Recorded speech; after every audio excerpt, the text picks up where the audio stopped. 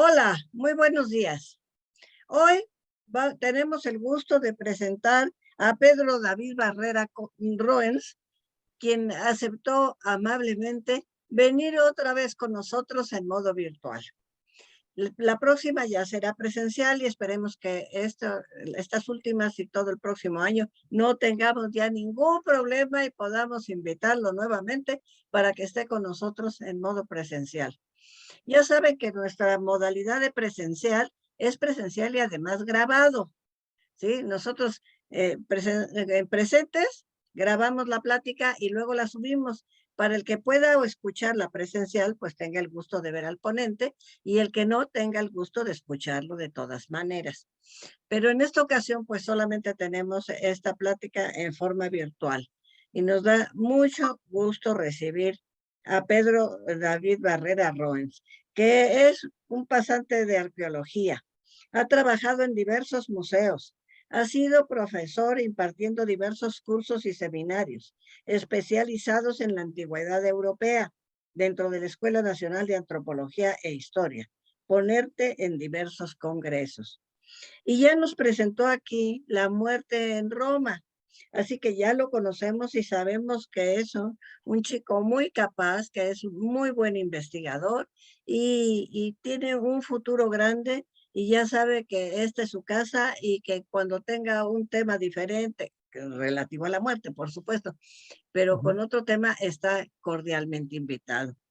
Pues, ¿qué más les puedo decir? Vamos a escucharlo, les damos la palabra y bienvenido. Muchas gracias. Gracias por todas sus bonitas palabras. Y pues yo principalmente ahora con el tema de la muerte vamos a hablar de un poco de un tema que es pues ahora sí que lo que reflejamos nosotros acerca de la muerte que, bueno, cómo más bien cómo encontramos nosotros los vestigios acerca de la muerte. Y es el tema es, bueno, la presentación se llama Tumbas, jerarquías y excavadores, y el tema es la importancia de los contextos funerarios para la arqueología. Este es un tema muy importante para nosotros como arqueólogos porque nos revela muchísima información acerca de lo que serían todos los procesos y tanto procesos biológicos como procesos sociales que tienen que ver con este tema. Entonces, empecemos. Primero tenemos que hacer la distinción que es un contexto funerario, que es cómo nosotros como arqueólogos diferenciamos entre esto, ¿no? O sea, no todos los cuerpos que encontramos enterrados son propiamente dicho entierros, muchas veces son solamente depósitos de huesos.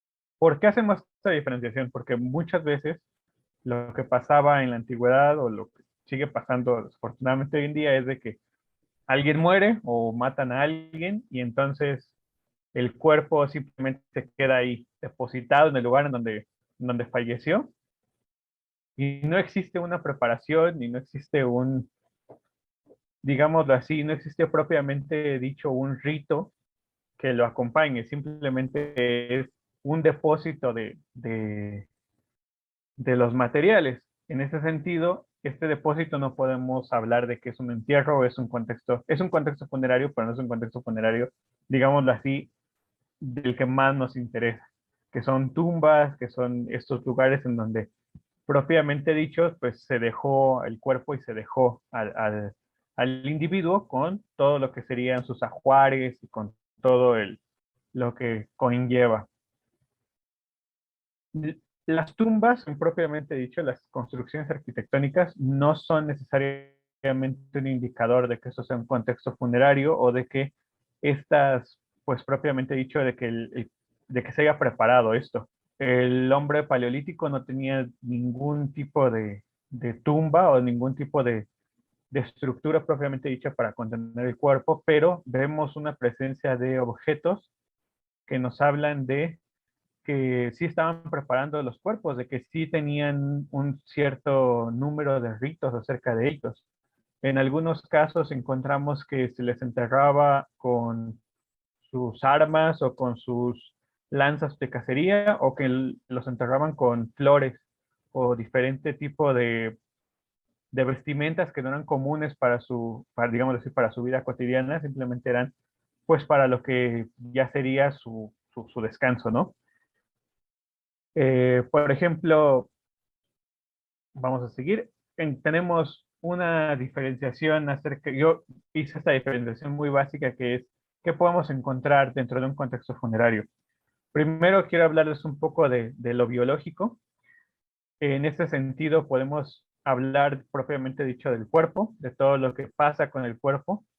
Existen muchos procesos que se llevan a cabo en el cuerpo después de que uno muere. El principal es la descomposición del cuerpo. En este sentido, por ejemplo, las vísceras, todo lo que serían nuestros órganos internos, prácticamente por los gases y las bacterias que tenemos adentro en todo momento para ayudarnos a la digestión y a todo esto, pues estallan.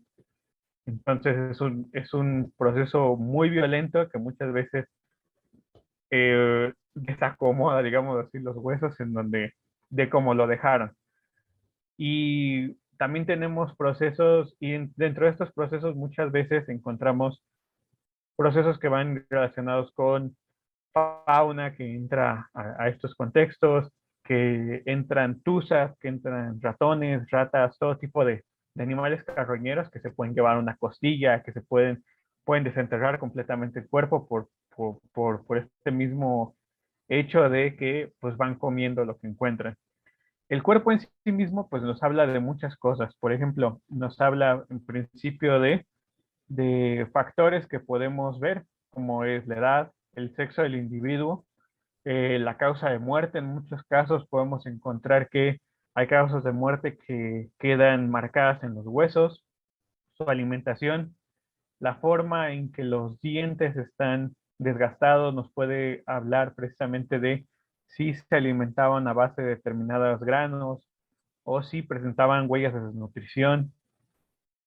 También nos pueden hablar estos huesos acerca de si presentaban malformaciones o lesiones, malformaciones ya sea de origen, o sea, de nacimiento o por lesiones que ellos hayan tenido, que una persona se haya roto el brazo y en donde quedó la unión del brazo, pues ahí el hueso hace determinadas malformaciones que forman glóbulos en el hueso y entonces eso se puede ver.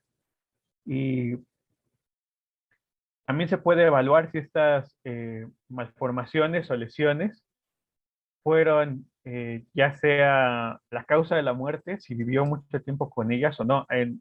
Por ejemplo, en el caso de aquí de México, tenemos algunos cráneos que han sido encontrados en Teotihuacán que tienen eh, malformaciones dentarias porque tenían caries y la caries llegó a tal extremo que perforó el hueso de la mandíbula y eso probablemente causó la muerte por sepsis, porque provocaban infecciones y era muy doloroso. Entonces, eso también lo podemos ver con todo este tipo de huesos. En la siguiente imagen, por ejemplo, les puse aquí unos ejemplos muy básicos que es la diferenciación entre hombres y mujeres, que es principalmente en la pelvis. Los hombres, la pelvis es un poco más estrecha que en las mujeres porque las mujeres necesitan tener el canal de parto abierto para que los bebés puedan nacer. Y en el caso, por ejemplo, mismo de los infantes, que es la imagen que tenemos del lado izquierdo arriba, podemos encontrar digámoslo así, ver la edad de los individuos de una forma muy rápida, en este caso, no solamente por el tamaño del cráneo, sino también porque el cráneo para salir por la pelvis de la mujer, en el caso de los neonatos, está dividido en diferentes sectores. Entonces, si empezamos a encontrar que estos sectores se van fusionando y se van uniendo, nos va hablando de determinadas edades. Si vemos que están muy separados, como en el caso que tenemos aquí, probablemente sea un perinato que falleció durante el proceso del parto o falleció en estos días que acontecieron al mismo. En el caso, por ejemplo, de las lesiones, también como arqueólogos podemos evaluar si la lesión fue antes o después de la muerte. o si fue directamente mucho tiempo después, gracias a nosotros mismos como arqueólogos que le dimos un palazo al cráneo y desafortunadamente le hicimos un agujero, ¿no? Esto se ve en la forma en que los huesos, por ejemplo, si fue antes, si el muerto desafortunadamente sufrió una lesión, las lesiones cuando curan dejan determinadas marcas en el hueso, pero cuando, cuando ocurren al momento de la muerte, pues no existe ese momento de curación, entonces dejan otro tipo de marcas. Otra cosa que podemos hablar, lo que les decía de los dientes, cómo están estos formados. Estos dientes que están pulidos en un extremo nos hablan de un tipo de alimentación a base de granos o que están alimentándose con cosas muy duras. O si vemos en los dientes algunas marcas como adelgazamientos, pues nos pueden estar hablando de desnutriciones. Y en el caso de la imagen que tenemos en la parte derecha, en la parte de abajo, son malformación, bueno, modificaciones en los huesos que pueden realizarse en los infantes, por ejemplo, los que se hacían en área maya, que era ponerles bandas con pedazos de madera para que el hueso se alargara o se hiciera globular. Como los huesos todavía no están soldados, que es lo que les decía acerca de los niños, y todavía son muy flexibles, pueden digamos, manipularse para que puedan provocar este tipo de lo que consideremos malformaciones, pero que en este caso son culturales.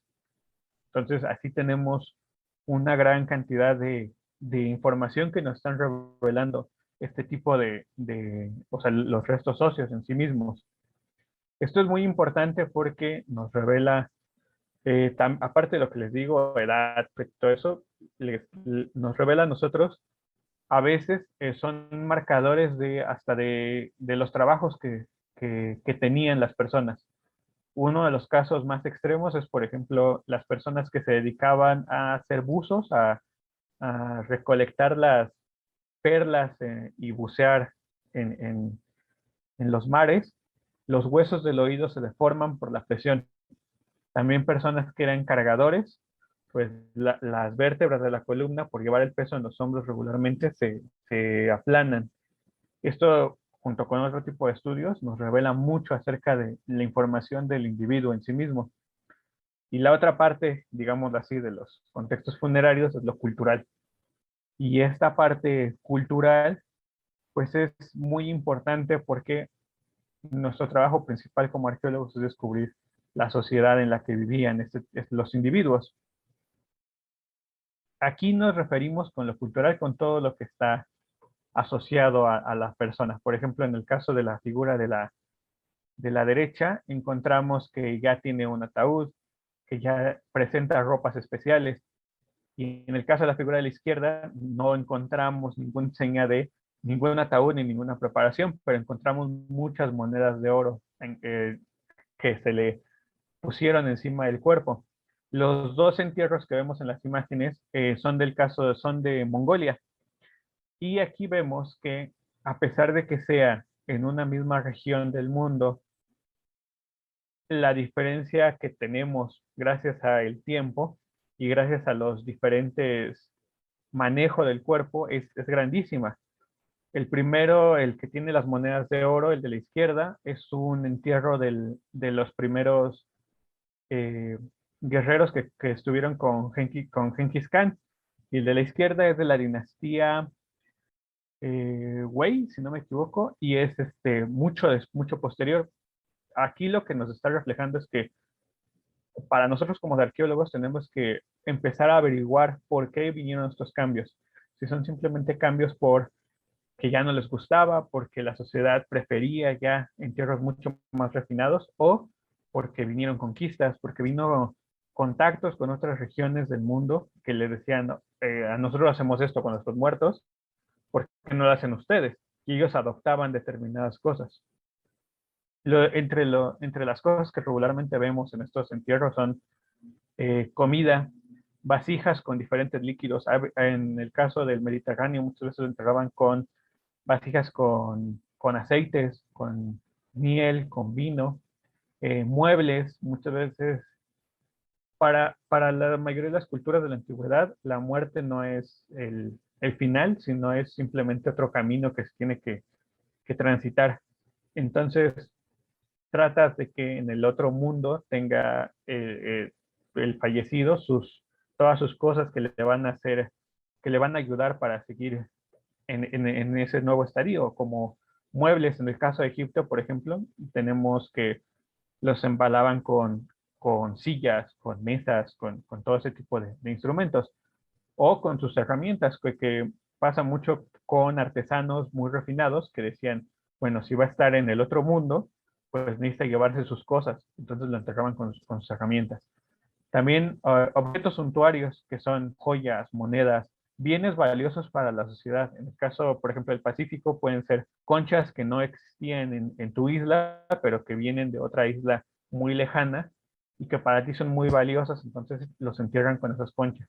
No necesariamente es que tengan que tener mucho valor para nosotros en este momento, sino tenían valor para ellos en ese momento y por eso se los ponían. Por ejemplo, piedras, determinadas piedras verdes que en este momento ya no tenemos, digamos así, un valor en especial para ellos, pero ellos sí tenían, esas piedras eran sagradas, entonces las ponían con los muertos. Y objetos religiosos que pueden ser sacrificios, pueden ser ofrendas, ofrendas no tanto como en el sentido de comida, que también es una ofrenda para el muerto, sino ofrendas como en el caso de en México prehispánico, para el caso del centro de México, que se ponían bolas de copal, que eran ofrendas directamente para los dioses, o efigies, como volvemos a Egipto. En el caso de Egipto muchas veces se ponían figuras de los dioses para que les ayudaran a transitar en este nuevo estadio. Esto es a grandes rasgos lo que vemos en los entierros, pero para analizarlos un poco más y para darles un poco más de contexto acerca de cómo se hacen este tipo de análisis, pues vamos a ir con algunos estudios de caso. Primero, aquí podemos ver, por ejemplo, cómo el ser humano entierra a sus muertos de una forma diferente en lugares muy dispares, pero que tienen determinadas conductas que se parecen, ¿no? Como ponerlos bajo tierra, por ejemplo. En el primer caso, en la figura que tenemos a la izquierda arriba, tenemos el caso de los sarcófagos griegos. No solamente los egipcios enterraban a sus muertos en sarcófagos, sino también los griegos. Aquí, para nosotros como arqueólogos, por ejemplo, el primer caso de esta figura de una mujer en piedra nos habla de un refinamiento de técnicas extremo y de que estos sarcófagos, pues más que nada eran esculturas que se ponen encima del cuerpo. En el segundo es solamente el cuerpo con la moneda de oro, que les hablaré más adelante acerca de por qué se le ponen monedas de oro a los cuerpos romanos y griegos.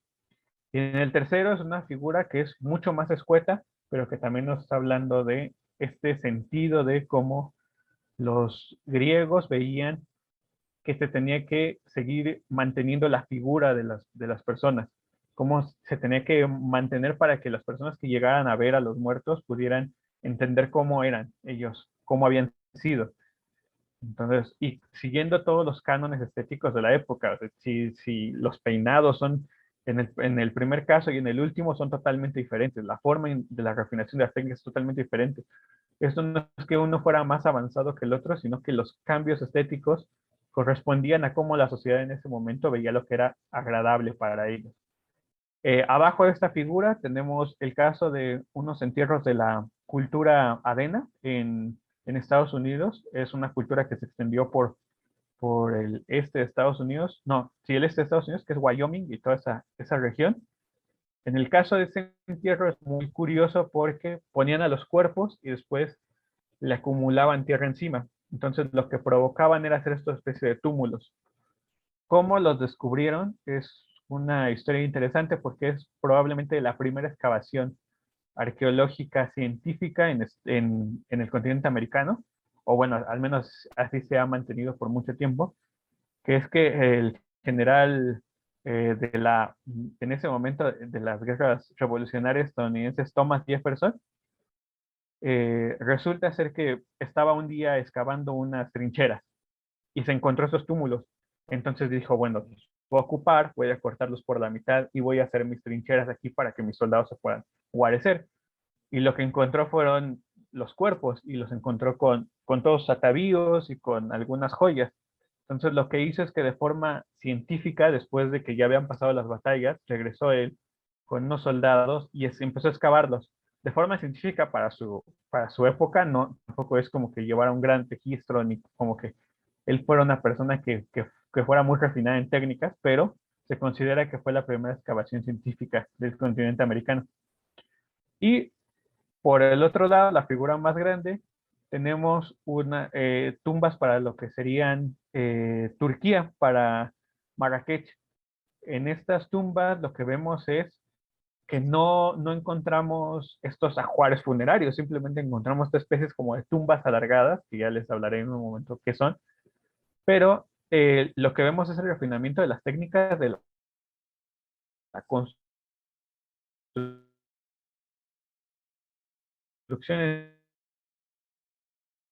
de los registros acerca de la muerte de la persona, como si soy importante, con todo el trabajo que tenemos en mosaicos, con todas las teselas perfectamente orientadas, con las celosías, con los grandes techos y con esos edificios magníficos que se conservan hasta hoy en día. Entonces, pues vamos a seguir con algunos estudios de caso, con estos ejemplos que les digo. El principal es uno de las, probablemente el ejemplo más importante que tenemos de América, de una tumba que es el Señor de Zipán.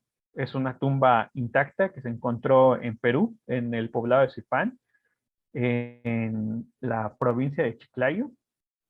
¿Y por qué es importante? Pues porque es una tumba real de uno de los primeros guerreros que se tienen y gobernantes del Perú, que se tiene que nunca le metieron mano, digamos así. Se encontraron todos los artículos de oro, se encontró todo perfectamente en orden, se encontró todo exactamente como en el momento en que lo depositaron. Les digo que fueron alrededor de 600 objetos, la mayoría de oro y plata, así como otros objetos suntuarios, como por ejemplo encontramos en estas orejeras que trae esta representación que hicieron el señor Cipán, que son de turquesa, que es una piedra muy valiosa para las culturas americanas. Y al ser una tumba, ahora sí que propiamente ya en lo que nos corresponde como arqueólogos, al ser una tumba intacta, se pudieron realizar análisis de ADN de todos los restos. Esto fue muy importante porque, bueno, el descubridor fue Walter Alba Alba en 1951, porque así se encontró la tumba. Se encontró en el centro del señor de Zipán, a su alrededor dos mujeres y un infante, y en la parte de abajo se encontraron otro sacerdote y el señor de Zipán viejo, que es, cuando se empezaron a excavar, no sabían por qué, o sea, por qué habían hecho esto de uno abajo, otro en medio, otro cuerpo arriba, o sea, qué relación tenían. Como la tumba fue encontrada sin ninguna alteración, se pudieron realizar estos análisis de ADN que les decía y descubrieron que el señor de Zipán Viejo, que fue el primero que enterraron, tenía una relación directa con el último señor de Zipán, que habían pasado 4 generaciones entre ellos. Los análisis de ADN son muy complicados de hacer porque las pruebas se contaminan muy rápidamente. O sea, para los arqueólogos, los análisis de ADN y los análisis de carbono son muy complicados de hacer porque regularmente se contaminan. Muchas veces cuando pensamos todos en que las tumbas son saqueadas, pensamos en los objetos que se están llevando, en todo lo valioso de las piezas completas que se llevaron o que destruyeron. Pero para los arqueólogos lo más importante es la información y la asociación de los objetos que están moviendo hacia diferentes lugares, porque a los saqueadores no les va a importar mover al muerto 1, al muerto 2, al muerto 3 o al muerto 4 y revolverlos entre ellos para quitarles si traen orejeras de oro, los grandes sartales de piedras. No, a ellos les importa sacar las piezas lo más rápido posible. Entonces, muchas veces lo que hacen los saqueadores no solamente es llevarse los objetos y que no se encuentren a los entierros, sino muchas veces lo que hacen los saqueadores es destruir la información y destruir por completo lo que pudo haber sido un hallazgo importante para el mundo. Por ejemplo, el señor Zipán, encontramos estos grandes tocados, que es esta como media luna dorada, que son referentes a su connotación solar, pero a la derecha encontramos estos tocados blancos, que son las connotaciones lunares de las cosas. Entonces, esta dualidad que presentaba el señor Esipán es muy interesante, así como encontraron también todas sus armas, todo lo que serían sus armaduras, algunos de sus petos.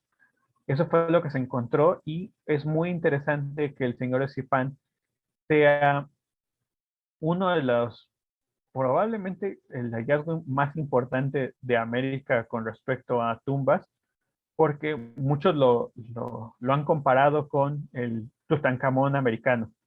Lo más cercano que tendríamos que encontrar alguna tumba eh, de algún de algún dirigente maya o de algún dirigente mexica y que encontráramos todos los contextos funerarios intactos. Y desafortunadamente nunca se ha encontrado. Entonces, esa es la importancia y aquí vemos lo biológico relacionándose con lo cultural y cómo todo esto nos da muchísima información acerca de lo que fue este personaje.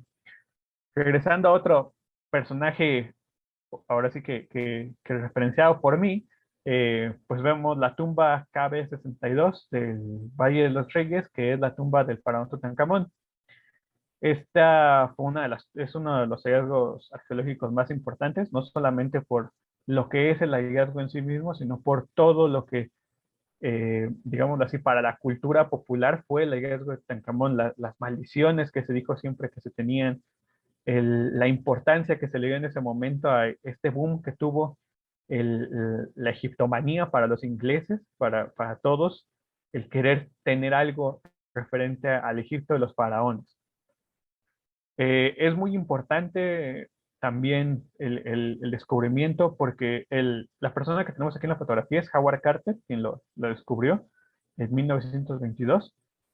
Él llevó un registro muy meticuloso de cada una de las cosas para poder hacer esta reconstrucción después de cómo estaban todas las cosas. Y esa reconstrucción a lo largo de la historia nos ha dado muchísima información, no solamente de la importancia de los objetos que estaban ahí, de las máscaras de oro, de los pendientes de piedras verdes, de jade y de otras piedras que tenían, sino también de por qué esta tumba nunca presuntamente había sido saqueada. Tardó 8 años en sacar las más de 5.000 piezas porque iba registrando exactamente la posición, cómo estaban, dibujaba todo. Era muy meticuloso con cada una de las cosas. Y vamos a avanzar para que les explique. En esta imagen, lo que tengo es la reconstrucción de todo lo que es la tumba, la entrada, los corredores, las antecámaras, la cámara del tesoro o tesorería, también se le llega a llamar así, la cámara sepulcral, que es donde estaba el sarcófago, y el anexo. Cuando entra Howard Carter por primera vez, se da cuenta de que no es como las demás tumbas reales. Las demás tumbas de los faraones tienen estos dibujos que solamente aquí se ven en la cámara sepulcral, que es las ilustraciones del libro de los muertos, la tienen cubriendo todas las cámaras. Y en este caso lo que pasó fue de que no ocurrió esto. Entonces Howard Carter se empieza a preguntar, bueno, ¿por qué pasa esto? ¿Por qué no encontraron esto? ¿Por qué cuando yo busco el cartucho, el jeroglífico del nombre de Tutankamón en las listas de los reyes, de los grandes templos, nunca aparece? Entonces, esta cámara, esta tumba, que aparentemente nunca había sido abierta, que encontraron todos los sellos, que encontraban todos los objetos, ¿por qué parecía como que estaba hecha con mucha premura, como que algo les había pasado? Entonces, primero fueron hacia lo biológico, analizaron el cuerpo de los arqueólogos y encontraron que no era un hombre adulto, que era un adolescente que sufría de algunas malformaciones en las piernas. Y entonces empezó el mito de lo que pasó fue que seguramente los generales y los sacerdotes conspiraron para matar a Tutankamón porque tenía una herida en el cuello que fue lo que lo mató. Entonces seguramente eso fue lo que ocurrió y por eso, pues literalmente todo lo guardaron con premura y para evitar que rastrearan el crimen, borraron y rasparon el nombre de los templos. Pero esto no explicaba muchas cosas, no explicaba por qué en el anexo las cosas parecen como botadas. Pero si vas a guardar, si vas a guardar a alguien y si vas a darle sepultura real, aunque tú no lo quisieras, pues al menos acomodas las cosas, guardas todo bien.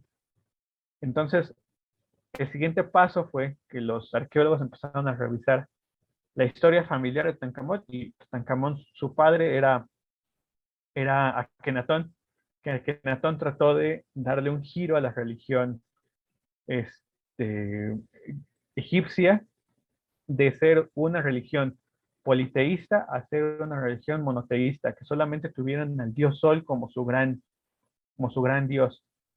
A él prácticamente muere en la desgracia, eliminan todos sus nombres por hereje.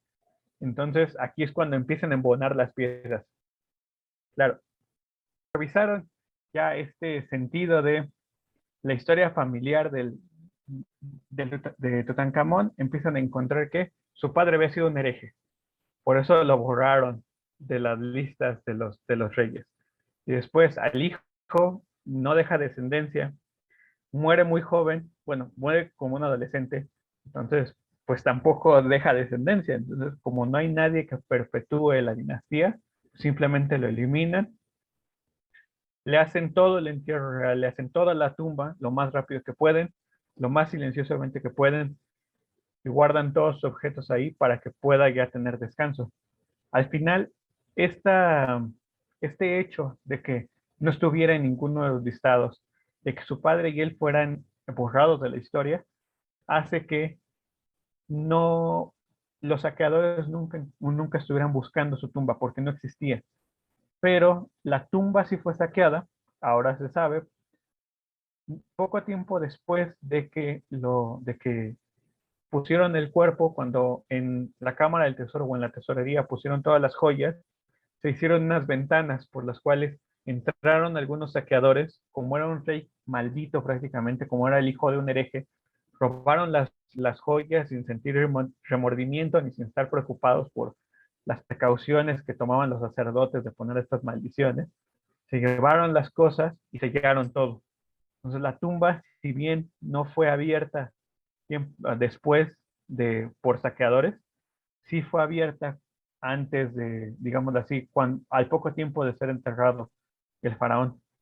Entonces, este es uno de los ejemplos que tenemos de cómo la arqueología se desarrolla más allá de los objetos que encontramos y cómo pequeños detalles que en este caso se conservaron gracias a que pudieron verse por el excelente registro que hizo Howard Carter, pues gracias a esto se pudieron encontrar estas pistas y de eso se encontró muchísima información acerca de toda la línea, digámoslo así, de su padre y de Tutankamón mismo, y cómo, y por qué habían sido borrados de la historia y de los templos del antiguo Egipto. Otra cosa interesante es, tiempo después, ya cuando Howard Carter salió para publicidad de quien había sido su mecenas, el Lord Carnarvon, eh, se empieza primero a hacer esta leyenda urbana de que todos los que entraron primero murieron por la maldición de la momia. Y lo cierto es de que Howard Carter no murió tiempo después, murió mucho tiempo después, y murió de otras enfermedades que no tuvieron nada que ver con enfermedades tropicales que casualmente les daban en Inglaterra o con este tipo de leyendas que empezaron a circular. Lo más probable es que el que sí murió fue el Lord Carnarvon, murió por una enfermedad tropical, pero lo más probable es que fue por un viaje de cacería que tuvo tiempo antes y las señas las empieza a presentar, bueno, empieza a presentar todos los problemas de salud cuando llega a Inglaterra, no antes, pero realmente no es algo que haya, digamos así, que haya existido para como maldición de que te van a morder las moscas, te vas a morir. Otro ejemplo que tenemos es hace para Europa, es los cementerios romanos.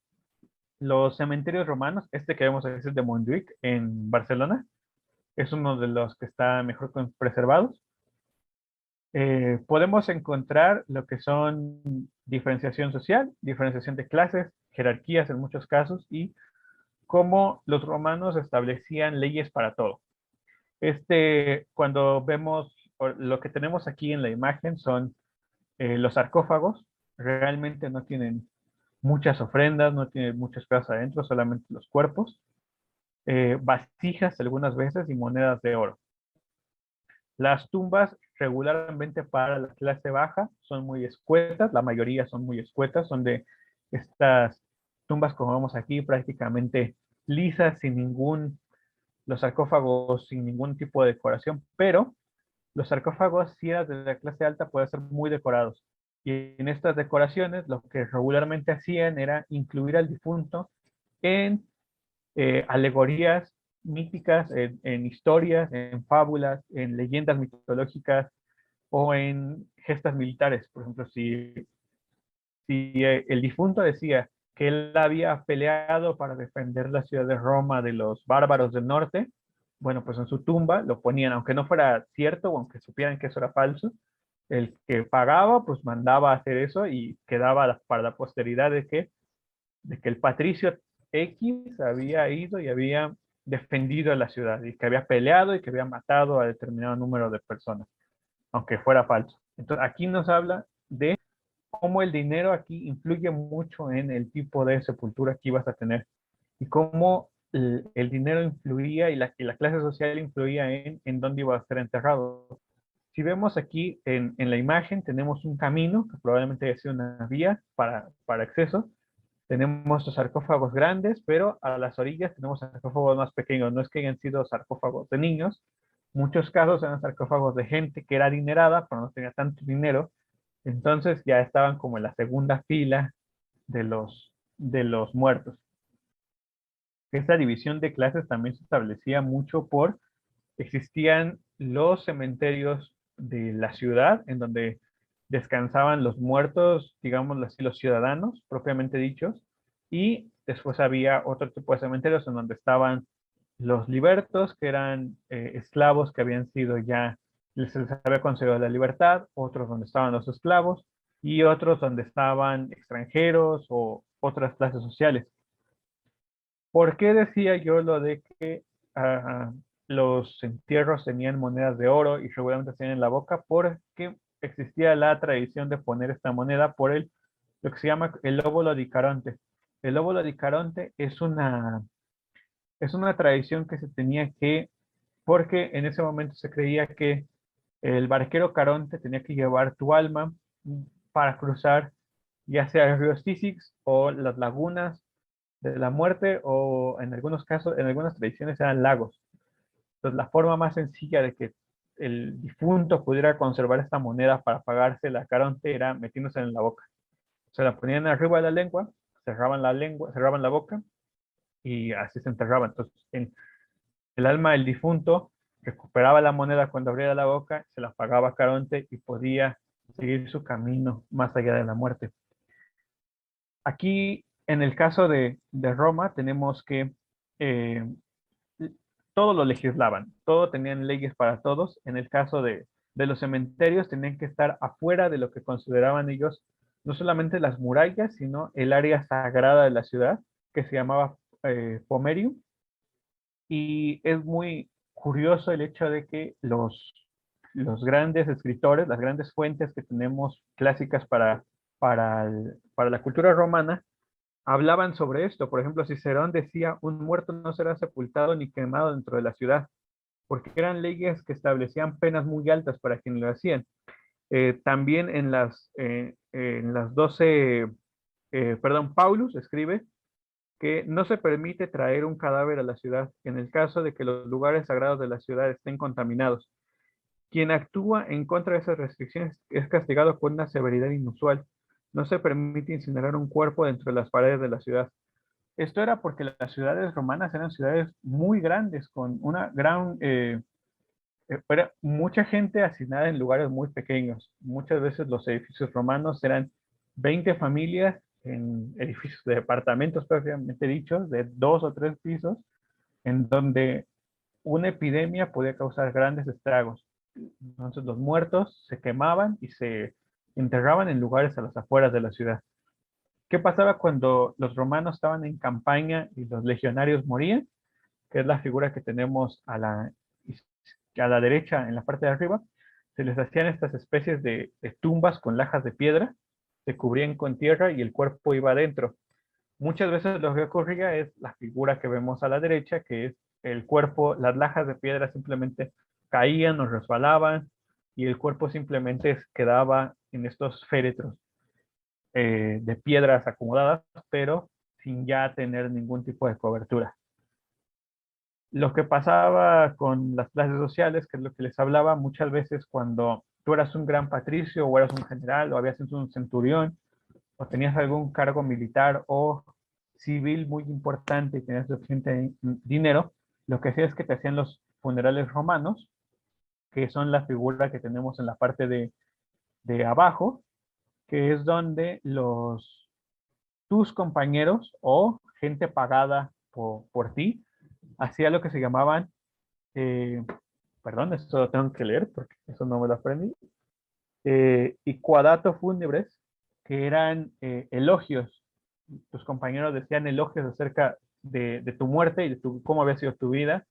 Estos elogios eran poemas, a veces si eras lo suficientemente rico para tener elogios, pero no lo suficientemente rico para que los hicieran exclusivamente para ti, venían de un libro en específico en donde hablaban y eran ya como cantares que ya estaban, digamos así, prehechos para todos. Si eras lo suficientemente rico, los elogios eran en particular para ti y hablaban de momentos exclusivos de tu vida en donde hablaban únicamente y exclusivamente de ti. Si no eras lo suficientemente rico como para pagar esto y eras un orfebre o tenías algún otro tipo de oficio, lo que hacían era que cuando morías no te enterraban en un sarcófago, sino también podías estar en un mausoleo.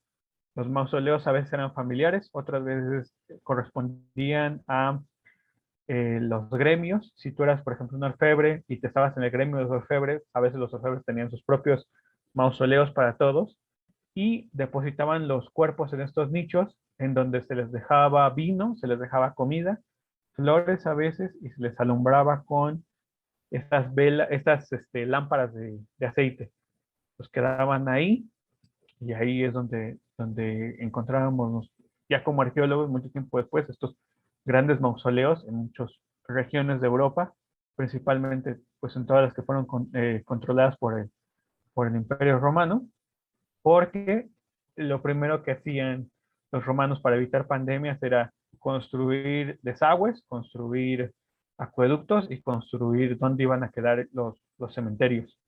Digo, era súper importante para ellos, sabían ellos que dejar muertos cerca de las ciudades, cerca de fuentes de agua, les iba a traer problemas a la larga. Entonces, simplemente de esta manera, estableciendo un lugar en donde estuvieran los muertos, evitaban estos problemas. Y por último, les voy a hablar de uno de los casos menos escritos, bueno, de los que menos se tienen conocimientos, que son el caso de cómo, en este caso, en la India, cuando es controlada ya por los musulmanes, cómo tenían estos grandes mausoleos, estos grandes tumbas que se tenían. El monumento más importante de la India, el Taj Mahal, es un mausoleo gigante. Es tan grande y es tan suntuoso la forma en que fue hecho el mármol y en que fue construido todo, que muchas veces se nos olvida que ahí están los cuerpos de diferentes personas. En el caso del que yo les voy a hablar es el mausoleo de Akbar el Grande. Akbar el Grande fue uno de los grandes héroes para la cultura hindú prácticamente. Se tienen cuentos, se tienen hazañas, se tienen un montón de relatos acerca de sus proezas. Es uno de los más grandes héroes de la antigüedad. Y cuando murió, él antes de morir, manda él a hacer su mausoleo. Es una cosa muy tradicional, no solamente para la India, sino también para muchos de los grandes pueblos y más que nada para los gobernantes. Van a hacer sus tumbas antes de morir para que queden a su gusto. Lo que encontramos en el centro de la tumba, y que es algo de los que les había enseñado al principio, es como todas las tumbas musulmanas, tienen esta figura en el centro que se llama cenotafio. Los cenotafios son representaciones de una tumba, son tumbas vacías. Son estos monumentos que se hacen, por ejemplo, este techo en una sola pieza de mármol, lo cual es increíble por todos los detalles que tiene escrito, pero es sólida, no, el cuerpo no está dentro. El cuerpo está en la parte de abajo del monumento porque de esta forma el cuerpo está resguardado, pero los fieles que quieran presentar sus respetos al muerto pueden presentarlos directamente sobre esos cenotafios. Eso no solamente digámoslo así, no es una costumbre que se tenga únicamente para la antigüedad. En la actualidad todavía siguen existiendo algunos. Un ejemplo muy claro, la tumba del soldado desconocido en Estados Unidos, es un cenotafio. No es que hayan metido a todos los soldados muertos en las guerras que no tuvieron nombre y los hayan metido ahí, sino que simplemente es un memorial para los muertos que no se pueden encontrar. Igual de esta manera, aquí el cuerpo de Aqua está en la parte de abajo. Este tipo de tumbas, todas las tumbas en su mayoría musulmanas y más para la India, lo que sobresale es la arquitectura. Lo que es lo más grandioso para ver es las estructuras, todo el edificio, porque los ajuares funerarios son prácticamente inexistentes. Se dejaban ofrendas, pero no se conservan hasta nuestros días ninguna muestra de estas ofrendas. Por ejemplo, en esta tumba lo que encontramos son esas celosías que están hechas en madera y algunas en areniscas rojas, y todo el resto del trabajo de mosaiquería es hecho en mármoles. Les voy a mostrar algunas imágenes. Lo que quieren representar con esto el difunto son imágenes que regularmente nos reflejan a eh, campos del paraíso. Son lugares en donde hay siempre vides y donde hay fuentes de leche, porque después de todo van a llegar al paraíso, del lugar donde va a salir vino y leche y miel del suelo. Es los campos sagrados en donde van a poder descansar y todo va a ser feliz. Entonces, la suntuosidad de estos lugares es todo el trabajo en oro, y más importante, los trabajos en los colores. Para la actualidad es muy sencillo encontrar pintura de colores, pero en la antigüedad era muy difícil extraer pinturas azules y pinturas rojas y violetas y púrpuras, porque simplemente todos se tenían que extraer de animales o de diferentes combinaciones de minerales que para nuestros días es muy sencillo de obtener, pero en ese momento es muy complicado refinar todo para que queden esos colores azules, los rojos tan intensos. Estas construcciones, lo que es el palacio que vemos en la figura de abajo a la derecha, que nos reflejan estos especie de palacios gigantes en donde sigue gobernando el difunto, pero alrededor tiene jardines que regularmente tenían árboles frutales, porque literalmente lo que tenían que simular era el paraíso. Todo es acerca del paraíso y dónde va a descansar el difunto y dónde va a tener su siguiente etapa para la vida. Entonces tenían estos grandes trabajos. Vemos celosías en la parte de arriba, en la figura de la derecha arriba, que son estos paneles de madera que eran cortados perfectamente para hacer estos huecos y que pudiera pasar la luz. En algunos casos hablaban de que para algunas tumbas lo que tenían en estas celosías eran como jaulas de pájaros para poner pájaros cantores y que estuvieran cantando todo el tiempo, que los cuidaran. Y en otros casos, las celosías lo que hacían era que la gente común pudiera ver de un lado al otro. Aquí, para los arqueólogos, lo importante es ver de dónde provenían los materiales, de dónde provenían las pinturas.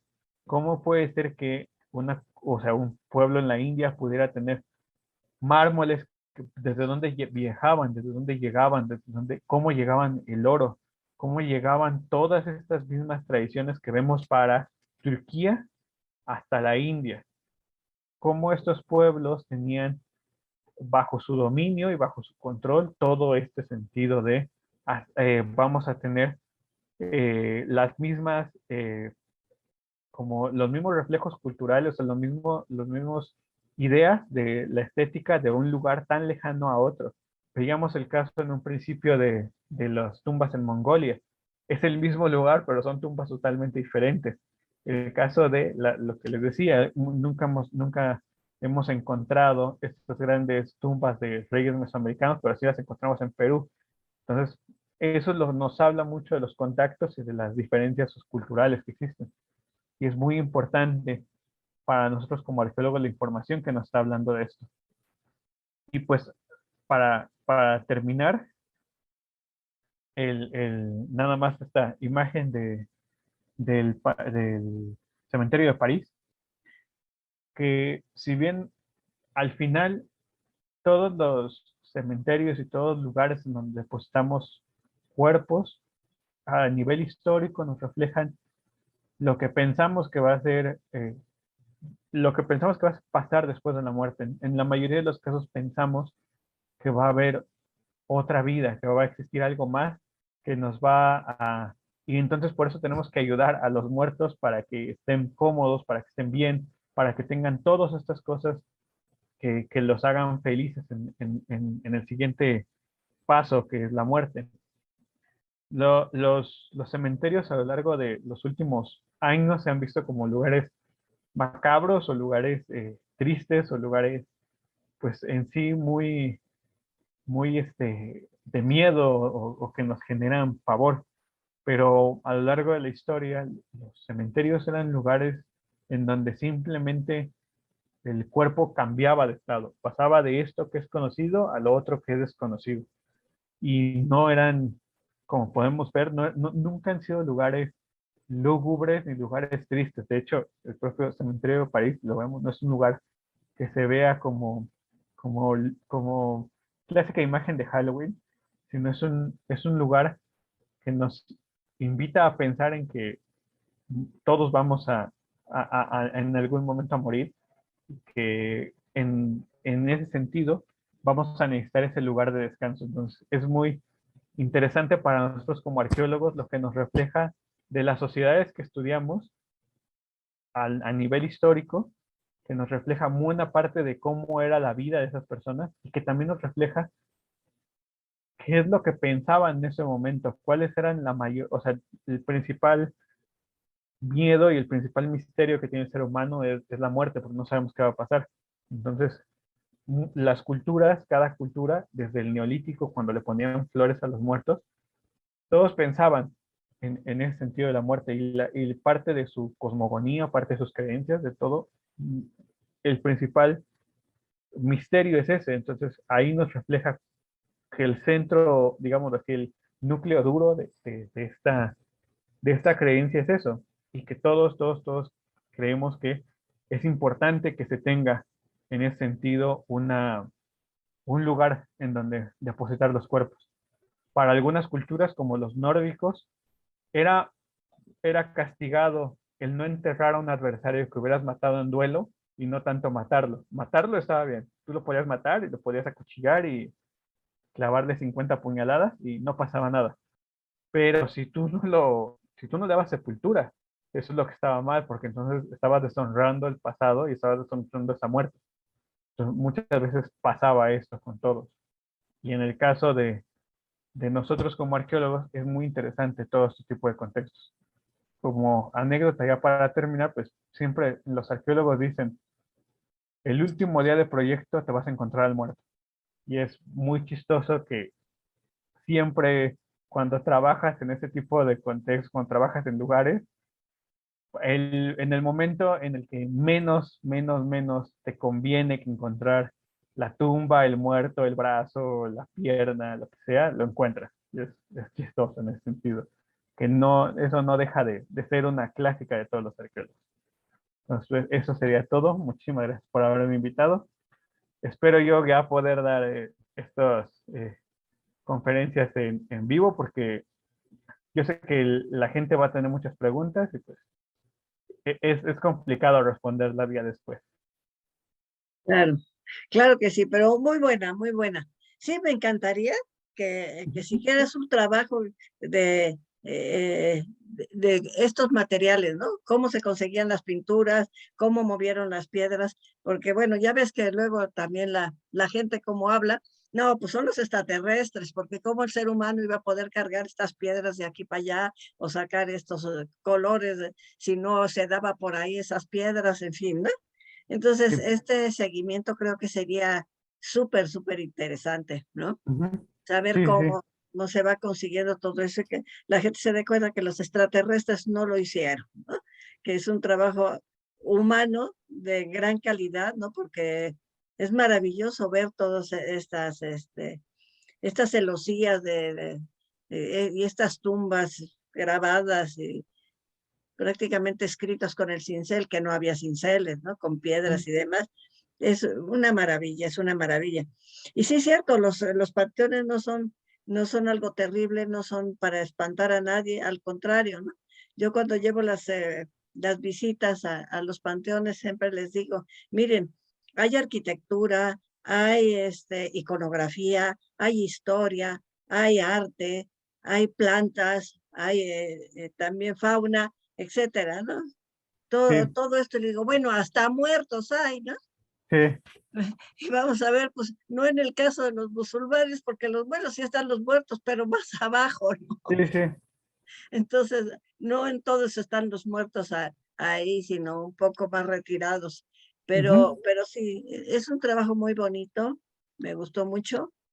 Muchas gracias. Y sí, seguramente habrá muchas preguntas. Yo eso te iba a preguntar cuando vi que estaban los sarcófagos, porque además los musulmanes casi, bueno, hoy en día, creo que es también costumbre de antaño, de toda la vida, se entierran desnudos, o sea, los envuelven Ujú. en una sábana y van a la tierra, nada de cajas, ni de madera, ni de nada, o sea, van directo a la tierra, ¿no? Sí, en este caso, en el caso de Akbar el Grande, o sea, como sigue el edificio encima, como no lo van a abrir, digamos así, mover el piso para revisar cómo está el entierro en sí mismo, pues no se puede saber qué tantas ofrendas tenía. Pero en la mayoría de los casos de los musulmanes sí se entierran simplemente, ahora sí que con telas de lino, cubierto el cuerpo y se entierran. Mm, Existen diferentes tipos de tabúes, existen diferentes tipos de tradiciones acerca de eso. En el caso, por ejemplo, del pueblo judío, es un tabú tratar de, de- de- de tocar a los huesos de un muerto, es una cosa súper penada para las tradiciones judías clásicas. Entonces ujú, ellos, sus cementerios son a perpetuidad, o sea, una vez que entró, nunca más lo vas a volver a mover, porque simplemente no está bien visto, ni para ti como judío, ni para que otra persona diga, bueno, está cayendo el cementerio, necesito moverlo, sino, no, pues se cayó el cementerio, pues qué pena, se fueron todos, pero no puedes tocar los huesos. ujú. Sí, ahí la historia queda trunca, ¿no? No Sí, puedes sí, sí, hacer sí, estudios de ADN, ni ver que sí, se les ponía, ni nada de eso. A lo mejor no, alguien sabe, pero sí, sí, platicado, ¿no? sí, Muy sí, interesante, sí. sí, sí, sí. Pues así existen muchas tumbas que nunca se han descubierto y que nunca se ha descubierto literalmente dónde quedó grandes figuras históricas, como Alejandro Magno, nunca se sabe cuál de todas sus Alejandrías Ujú, fue donde lo enterraron. Entonces, quién sabe qué habrá pasado con la... Alejandro Magno tiene la historia de que como murió en el campo de batalla y él quería que lo enterraran en Alejandría, sus generales dijeron, vamos a tomar el cuerpo, meterlo en una ánfora, llenar la ánfora de miel para que se conserve el cuerpo y ya lo enterramos cuando lleguemos a Alejandría. El punto fue de que nunca se supo, bueno, hay muchas Alejandrías a lo largo de toda la historia de historia. Alejandro Magno y nunca se sabe cuál es la Alejandría en donde está enterrado Alejandro Magno. Entonces nunca se sabe si la historia fue real o no, o si de verdad hay una ánfora gigante en donde está el cuerpo de Alejandro Magno cubierto de miel. Quién sabe, a lo mejor sí, pero bueno, pues todavía no aparece. Pues sí, Todavía no aparece. pues Pues sí. seguramente va a haber muchas preguntas. Les decimos que las Ujú, hagan en el chat ujú, y David se las va a contestar. sí, Seguramente se las contesta, aunque sea también en el chat. Pero lo Ujú. vamos a ver presencial y bueno, lo vamos a atacar, totalmente atacado, así es de que para que te vayas preparando, Pues sí, esperemos. porque vas a volver, con mucho gusto te vamos a volver a recibir. Y ahora pues te agradecemos si quieres hacer otro comentario. No, pues muchísimas gracias por invitarme y pues esperemos que se dé esa plática ya presencial. Claro que sí, se va a dar, me va a dar gusto. Pues no me queda más que agradecerte muchísimo tu presencia, agradecer a todos los trabajadores, a Tairi, a Liliana, que hacen posible, el que hacen los carteles, a todos los trabajadores que hacen posible que esto se transmite. Y por supuesto, al Museo Nacional de la Revolución, dependiente de la Secretaría de Cultura, y su directora, arquitecta Alejandra Urtilla, perdón, la arquitecta Alejandra Urtilla, que por el espacio que nos permite, y bueno, que esperemos que ya lo usemos, ya lo usemos. Muchas gracias, Alejandra, muchas gracias a todos ustedes, y estaremos presentes próximamente en forma ya presencial.